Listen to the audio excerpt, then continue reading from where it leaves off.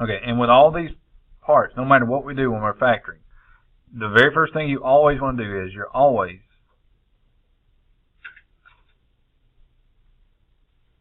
look for the greatest common factor first.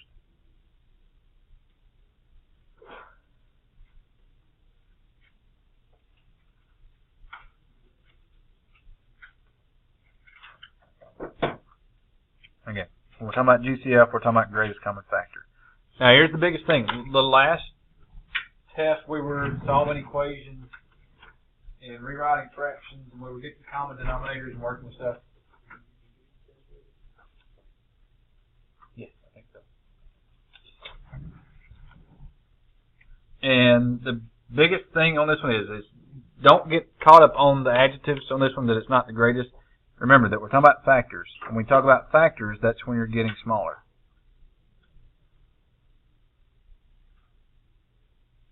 Because sometimes people see the greatest part and they're thinking, okay, we're getting bigger. No, the greatest part just means we're looking for the biggest, smaller number. So whenever you see the greatest common factor, just remember when we're factoring it, we're getting it smaller when we're going through everything. Okay, so what we're going to do is, basically is this. We're going to ask you to find the greatest common factor. And then once you've done that, then we're going to write whatever the problem is in factored form.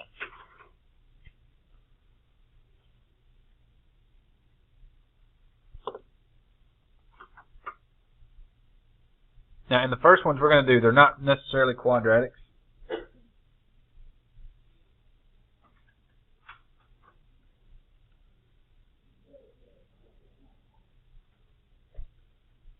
But it's more of just some problems that you can look at just to help us get the greatest common factor. And we'll actually do quadratics after we do just a couple of GCFs first.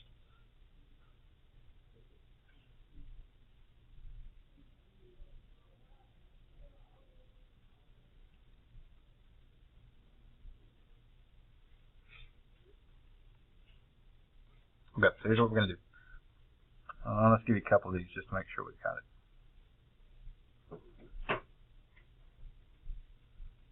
So let's do 6x squared plus 9x.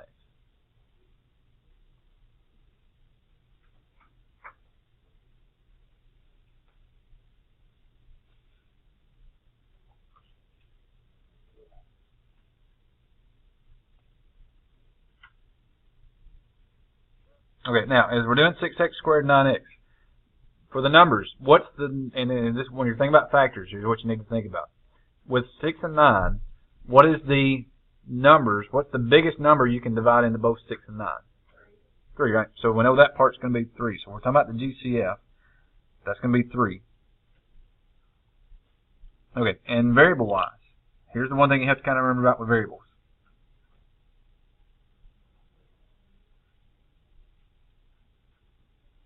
And it's still kind of along those same lines as when we're doing GCF. You're still getting smaller. For variables, you take the smallest exponent,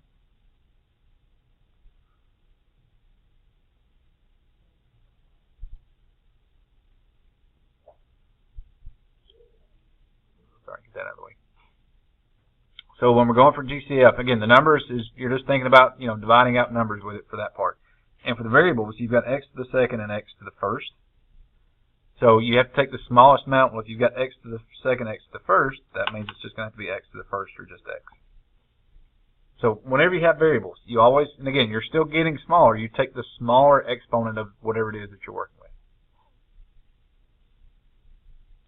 So they ask you just to find the GCF. That's it. That's all you have to do.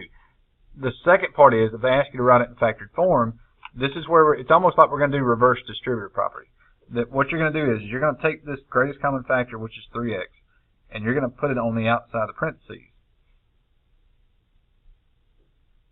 And what you're trying to figure out is, all right, what numbers would I need in here that if I did distributive property, what numbers would get me 6x squared and 9x? So what you almost have to think about for this one is you're going to take this problem and divide every term by your greatest common factor. Because 6 divided by 3 is 2. And remember, with your exponents, if you have x squared, which would be x times x over x, you can cancel out one of the x's from both top and bottom. So that's going to leave you with one x that's there. for the second one, we've got plus 9 divided by 3 is 3. And in that case, both of the x's would cancel out, if you went back to scratch them out. So for that one, that would be your answer in factored form. So when we're doing the factoring, it's just reverse distributive property. That we started with this equation, and you're just figuring out what it would do distributive property with to get to this answer. So we could have started with this part. All right, everybody remember doing that? Hopefully. And again, for some of y'all it's been a year, some of y'all it's been 2 years going back to 9th grade, so just, some of you just have to dig back a little deeper to find it all. All right, let's give you one more of those. So we'll go negative 4y squared plus 8y minus 10.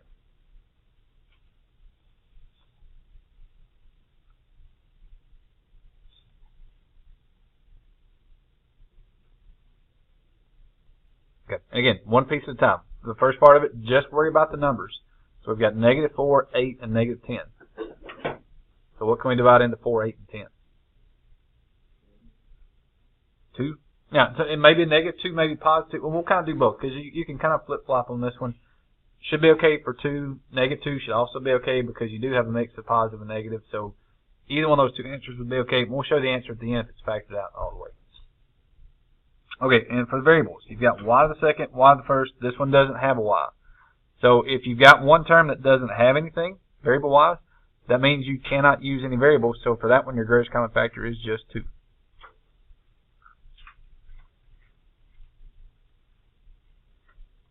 Okay, so for factored form, you're going to put your GCF on the outside and then divide everything up here by 2 and tell me what's left on the inside. And by dividing by 2 it makes it a little bit easier because it's just negative 4 divided by 2, which is negative 2. The variables stay the same. 8 divided by 2 is 4 with the y, and then 10 divided by 2 is 5.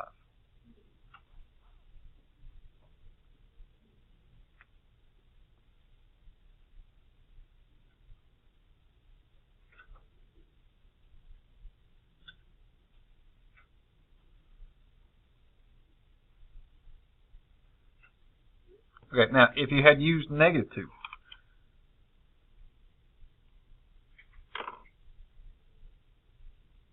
the only thing that would change is just the signs because now you're going to take a negative 4 and divide it by negative 2 to make that positive. So if you had a negative 2, the only thing that would change is all the signs would just flip-flop. And either one of those two answers would be okay. On the online, if you put this answer, they may tell you, okay, you're close, but maybe you don't need the negative in the beginning, so then you can go back to here. Test-wise, I'll take either one of those two answers, and it will be okay.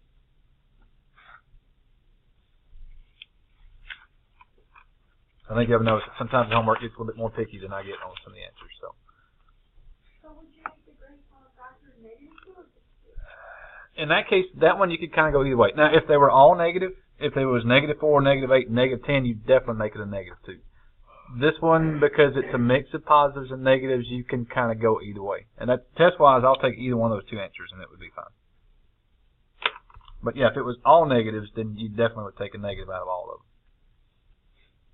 But that one's kind of in the middle because it's got a mix of positives and negatives. So that one I'll take either answer either way. Okay, so that's the one thing you're always looking for, no matter what. You always want to look and see if there's a greatest common factor. And then once you do that, then here's the next thing that we're going to do. This is the big thing we're kind of looking at for today.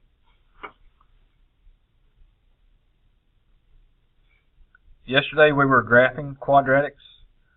Today we're going to be factoring quadratics when they're in standard form. So we're factoring x squared plus bx plus c. Now, and there's two things. We're going to look at both of those today, and we're going to work on both of them again tomorrow when we're going through these. For this one, we're going to do this one when the a value is going to equal 1. And when the a value is 1, there's a shortcut we get to use.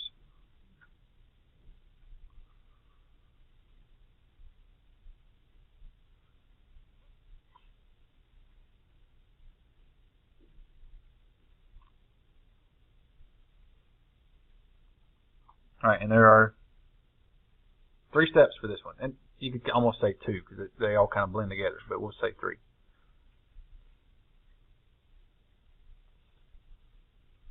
Okay, the very first thing you're going to do is you're going to find the factors, or you can say list the factors of your C term.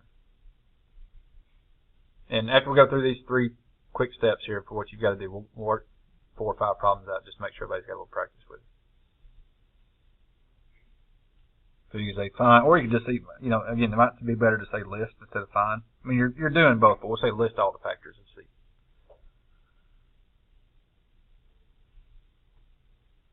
All right, step 2. Here's where you actually have to find something. You have to find the pair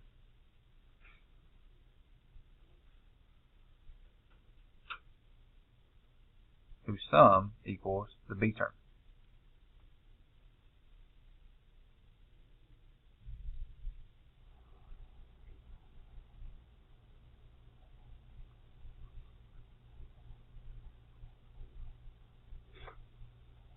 And once you've got the pair of numbers that adds up to the B term, your work's pretty much done. Now you're just going to finish it up and get the answer in a nice little package that fits what it needs to be. You're going to write the factors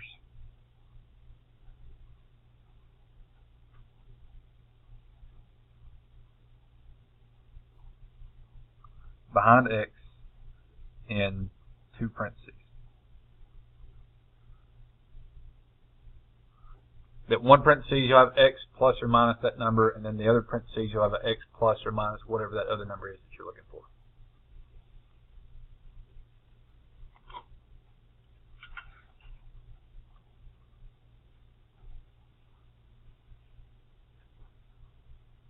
Okay, and that's it. So, 3 fairly simple steps, kind of like age and O-so, right? 3 simple steps. Yeah, we won't go there. More of a backyardigans guy myself, but okay. So for these, here's what we're going to do. And again, this is where we're tying it back into yesterday.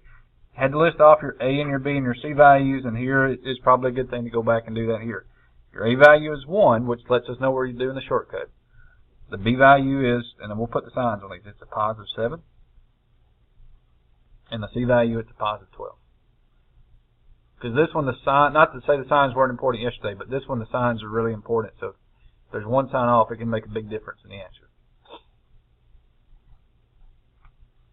Okay, so first step is we got step 1. We got to list the factors of C. So we're going to find the factors of positive 12.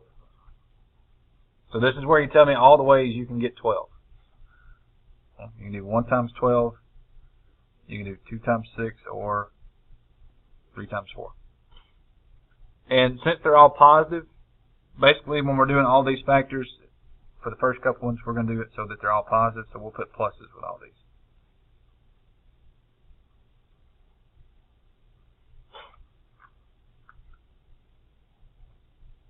Okay, and then what we're looking for is we're looking for the pair whose sum is going to equal positive 7.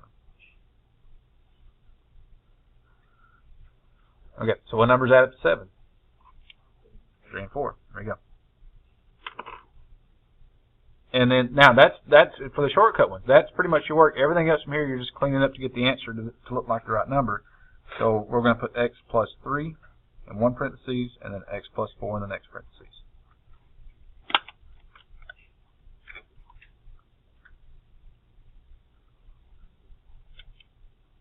And somebody's thinking it right now because they're saying, well, does it matter which one goes first? No. Whether it's X plus 3 and X plus 4 or X plus 4 and X plus 3, the order doesn't matter. As long as you've got the right numbers with the right sign, that's the most important thing that we're looking for. So whether it's here or here, either one of those 2, it doesn't matter.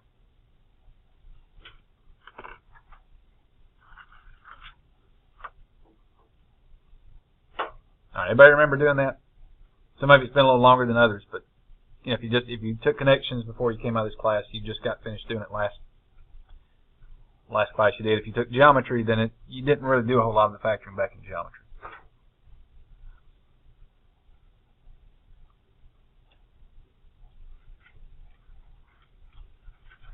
All right, for example 2, let's make the numbers a little bit bigger. So X squared plus 19X plus 60.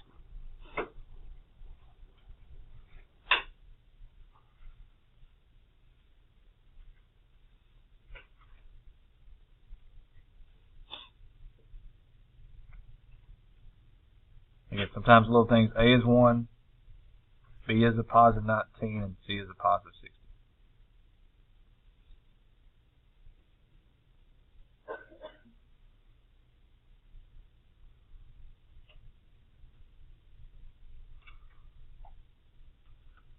Alright, so we're doing the factors of 60, which gets a little bit bigger, so we've got a few more options here.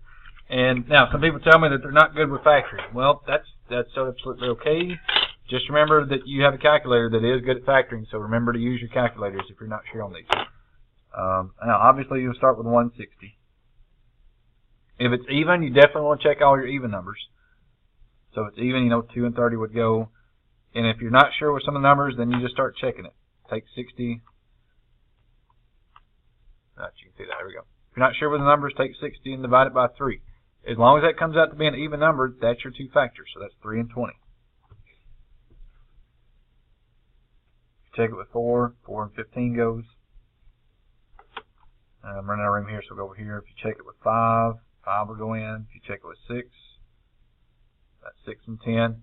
If you check 7, 7 doesn't go because if you take 7 and divide it into the 60, you get 8.57. So if you take 60 and divide it by 8, 7.5, so that doesn't work. If you take 60 and divide it by 9, that doesn't work. And then now if you check 10, you've already got 10 on the list, so you don't have to go any farther because once you hit that number, then you're pretty much covered there.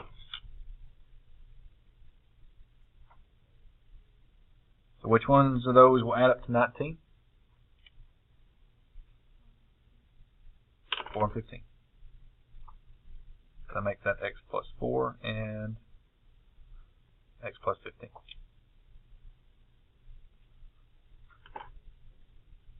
Again, you can put the x plus 15 first and x plus 4 second. As long as you've got an x plus 4 and an x plus 15, the order doesn't matter. Just need either one of those two.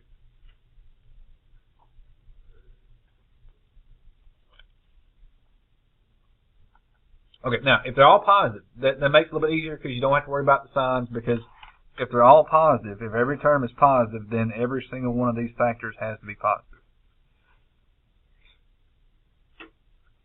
Alright, what we're going to do for the next couple examples is we're going to throw some negatives at you because the negatives make it just a little bit more complicated, and the way the textbook sometimes teaches it, they make it a little bit more complicated than what it is. I'm going to show you a way that to me seems like it's a little bit easier than having to memorize, because they tell you to memorize it in like 3 or 4 different ways, but to me there's one easy way to memorize this one without having to do it all kinds of different ways.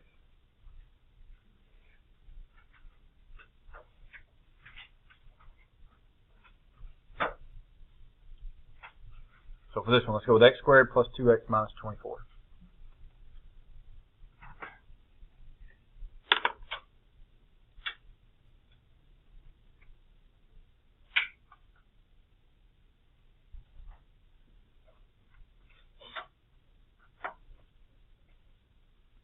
Okay, and in the box we're going to go back and put, this is like our one direction that we'll do for anything that's got positives and negatives here.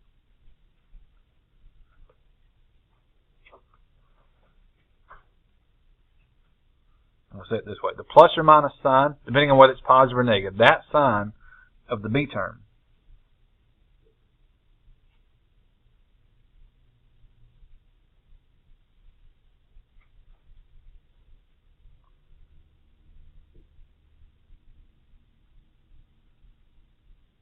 is going to be the sign you use on the bigger factor.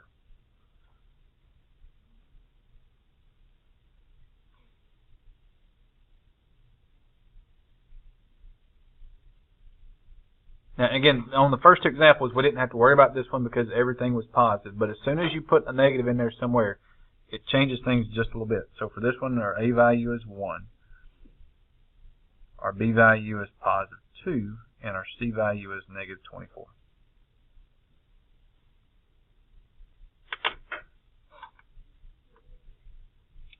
So for this one, we're looking for the factor, and again, here's where the signs make all the difference. It's the factors of negative 24. And we want the sum to equal positive 2.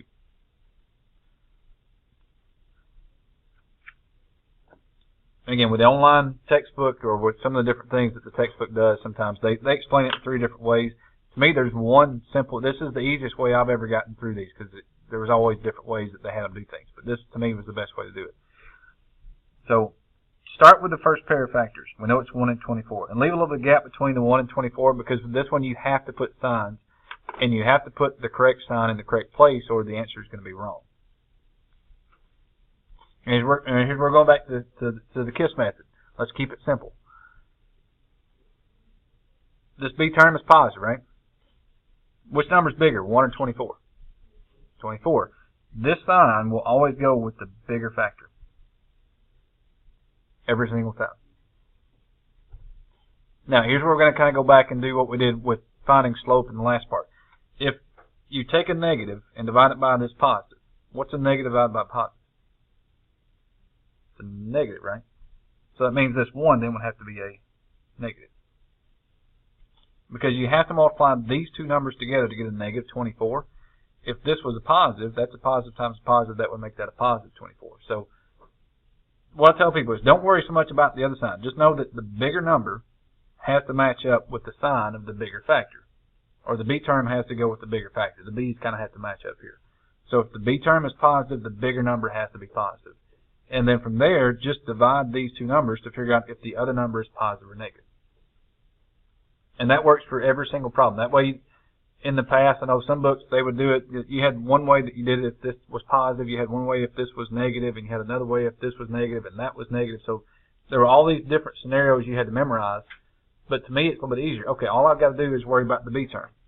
If the B term is positive, the bigger factor is positive. If the B term was negative, the bigger factor is negative. And then you just kind of compare these 2 numbers to see what you get. Okay, so listen off the rest of them. We've got 2 and 12. And again, the bigger number is still going to be positive. The smaller number is still going to be negative. 3 and 8, same thing. That's positive, that's negative. 2, 4, and 6. And that one has to be positive, and that one has to be negative. Okay, now the other thing I kind of do for this one is, when I'm listing off my factors, I always put the bigger factors on one side and the smaller ones on the other. That way, I don't have to worry about my signs changing and losing where my signs are.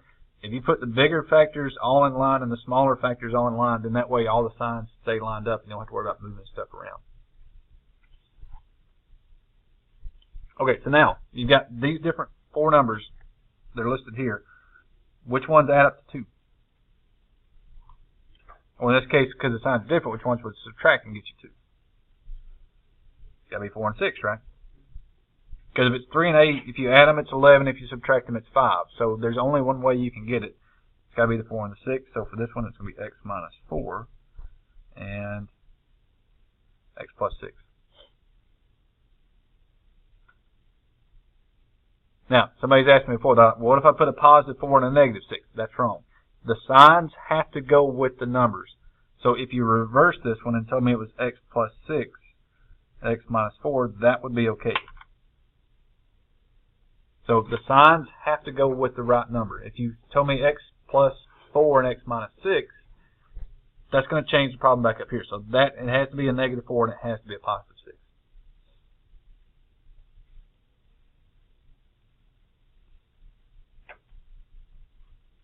All right, let's try a couple more of those just to make sure we're good.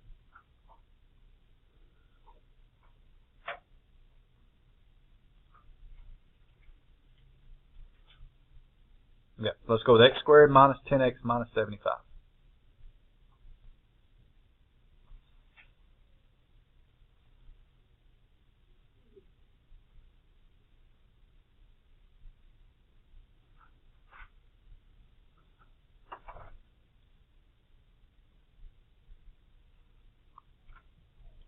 Okay, so for this one, factors of negative 75. And we need the sum to add up to be negative 10.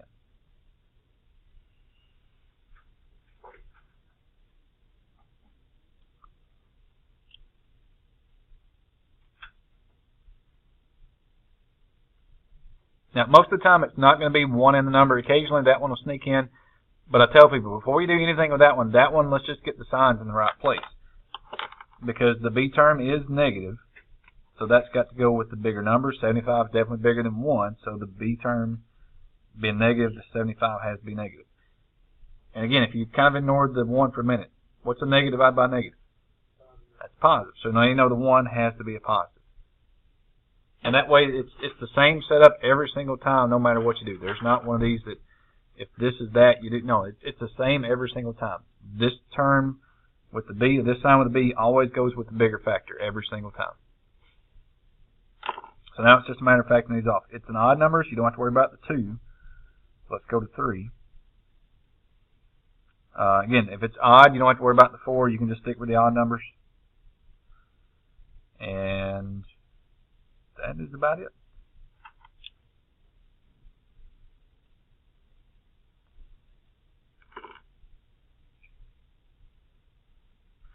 Alright, and we're looking for the pair that adds up to negative 10. So we've got these two right here. So that's an x plus 5 and an x minus 15.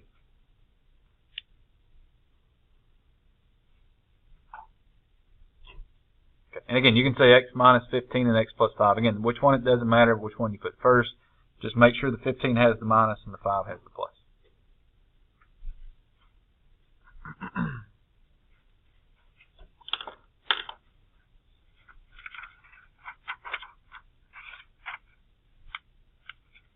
Alright, let's give me one last problem here. And then we've got one other thing I've got to show you. And that's the part we'll work on. Again, all this, we're going to come back in and work on all this some more tomorrow. But the next thing we're going to show you after this one last example, that's the one thing we definitely need to work on a little bit more tomorrow.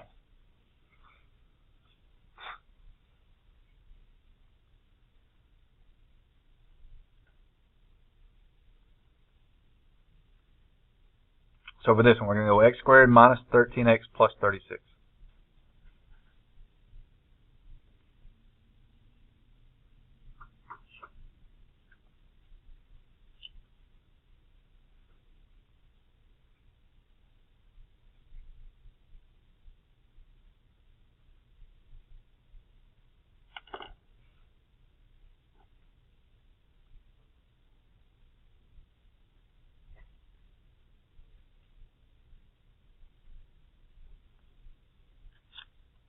Alright, I'm going to run out of room, so I'm going to go ahead and pull out another piece of paper here.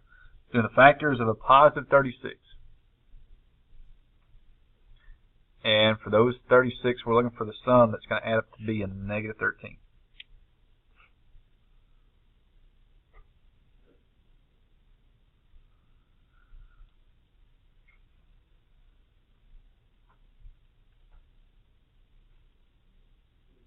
Okay, and again, before you list any other ones, I always tell people just use the 1 in that number to help you figure out what sign goes with which number, because that's usually the easiest part to do. The b term is negative. 36 definitely bigger than 1, so you know this one has to be a negative. Alright, now, again, if you pretend like this was slope, what's a positive divided by negative? It's going to be a negative, right? Because you need 2 negatives to make it positive. There's only 1, so in that case, it's the 36 is negative and the 1's also negative. Alright, if we go with 2 and 18,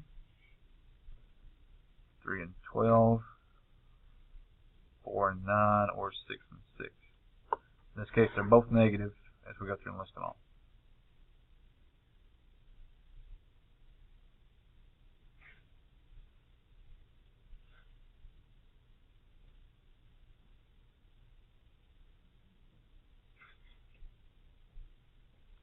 Okay, so once you've got them all listed, again, you're looking for the pair that's going to add up to be negative 13. The only way you can get 13 with any of these numbers is it's going to have to be the 4 and the 9. So it's x minus 4 and x minus 9.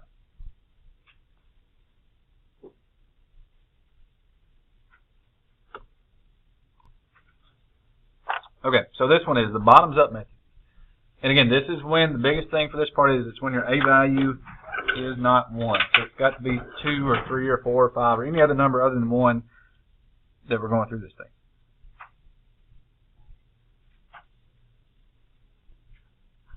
Now, everybody call it, sometimes people, instead of calling it bottoms up, some teachers may have called it the AC method. Everybody just about has a different way of calling it, but it's all the same thing. Some people just call it something different.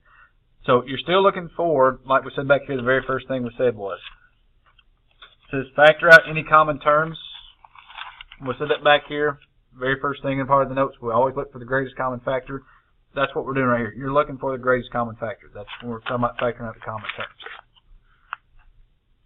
Okay, here's why some people call it the AC method, because the very first thing you do is, once this is gone, you multiply 8 times C together. So for this problem, we did 3 times 8 to make it 24. Here's where it's similar to what we did just a minute ago. Now that you've got the 24, you're going to list off all the factors of 24. 1 times 24, 2 times 12, 3 times 8, 4 times 6. And it's still that same thing. Now that you've got those factors listed off, you're looking for the pair that adds up to 10, which in this case would be 4 and 6. Okay, now here's where you have to add in one more step at the end that sometimes gets people. Because a lot of times people get to here, and they'll get happy, and they're like, all right, I got my numbers, I've got 4 and 6, I'm good to go. But here's where you just kind of do one small little check to let you know if the answer is what you need to be. 4 times 6 is 24, right? This number up here, and you can do, we can do the full method for this one. You know, we can do x times x and x times 6 and all this one. But if you key on just the last numbers, you've got 6 times 4, which is 24. That last number's got to be 8 when you multiply that together. So here's what we have to do. Since we multiplied by 3 in the beginning, you've got to now go back and divide by 3 on those two numbers to make this thing even back out. So that's where that first number being something other than 1 makes it a little bit more complicated, because now we're not able just to do the factors of 8. We've got to do 3 times 8. And because we multiply n by 3 to kind of balance it back out at the end, we've got to go back and divide by 3. Now, here's where a couple of things happen. 6 divided by 3 is 2. So we can go ahead and make that 2. And on the other number, here's where the bottoms up part comes in. If this fraction will not simplify, because 4/3, there's nothing you can do with that one, you pull the bottom number up in front of the x value, or from the x term, and that's where they get the bottoms up from. So move the 3 up in front of the x, and there's your 3x plus 4 and your x plus 2. Now if you check your last two numbers, 4 times 2 is 8. And that was the same 8 that we had back up here. Now, there's other things you're supposed to check, but that's just kind of a quick, easy check you can do just to make sure that the numbers match up for what you need there. Okay, and that's the bottoms up. Now, some people taught it a little bit different. Some people did factor by grouping. Some people even tweaked the AC method that we're talking about here. So everybody may have done something a little bit different, but it should have been something similar to that when we're working through all this. Okay, here's what we're going to do. We're going to work through these two problems that's here, 1 and 2, and then tomorrow we'll come back in and work on this a little bit more, but we're going to do these two examples just to make sure everybody knows for sure exactly what's going on with this. So, all right, so here we go. Let's kind of walk through this one and see what we've got. So, very first thing is, you can't divide 5 into everything here, because you always look to see if you can take out some kind of greatest common factor. Well, 5 and 17, they don't go together, so there's no greatest common factor to take out. So the very first thing we're going to do is we're going to multiply 5 times 6. So 5 times 6 is 30. So that's what we're looking for the factors of. So we're looking for the factors of 30. Now it is a positive 30. And we need the pair that's going to give us a sum of negative 17.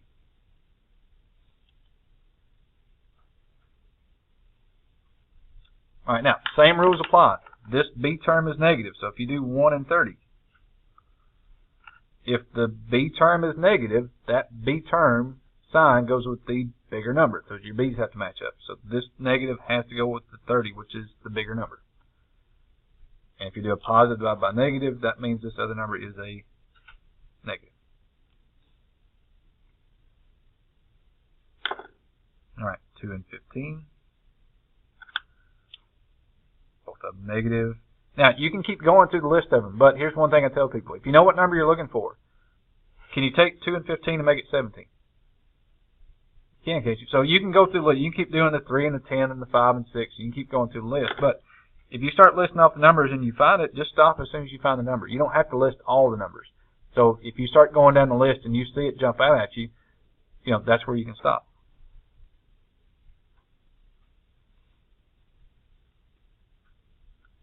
All right, now again, don't be that guy. Don't be that girl that you get excited and you got your numbers and you stop. Because if you do 2 times 15, that's 30. We need this number to be 6 at the end. So that's where we're going to take both of these numbers and go back and divide it by 3. So if you multiply, sorry, not 3, 5. What am I doing? Sorry about that. Oh, I was thinking about the answer, because if you take 15 divided by 5, you get 3. So kind of going a little step ahead there. All right, so take both of the terms and divide by 5, because that was the A term. Now, 15 divided by 5 is 3. This one, there's nothing you can do here to simplify that one. It won't change out, so that's where we're going to do the bottoms up and move the 5 up in front of the x and make it 5x minus 2. And that would be the final answer we're looking for there.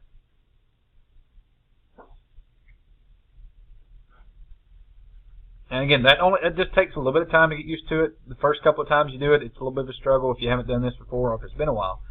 Once we do a few of these, we'll keep working on it tomorrow and it'll get a little bit easier.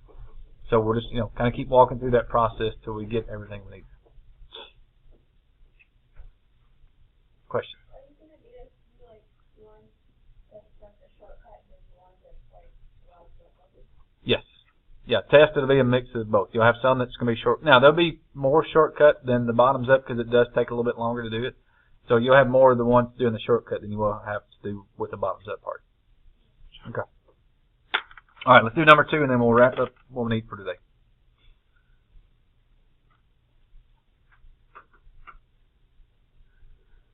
All right, so same thing on this one. Because that first number is something other than 1, you got to multiply. 3 times negative 10. Make that negative 30.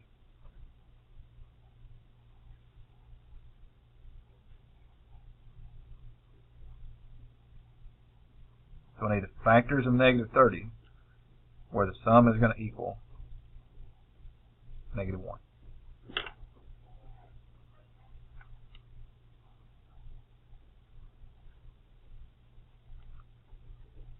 Okay, and again, just use, and again, most of the time it's not going to be 1 and 30, or 1 in that number, but just use that to help get your numbers separated. B term is negative 1. The bigger factor is 30, so we know that negative has to be the same as that one there. So this sign always has to go with the bigger number. And then now if you divide a negative and a negative, 2 negatives makes the other number a positive.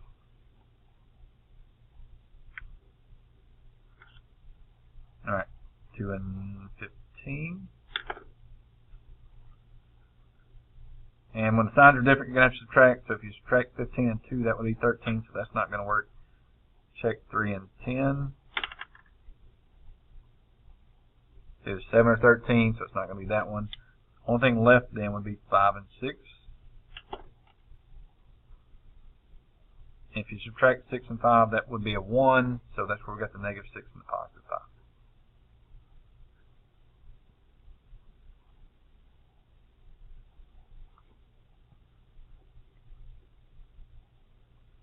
All right, again, don't get happy feet. Don't get to this point and go, yeah, I got it.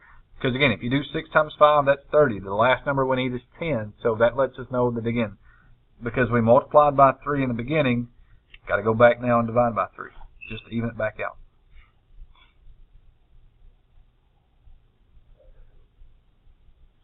All right, 6 divided by 3 is 2, so that becomes x minus 2.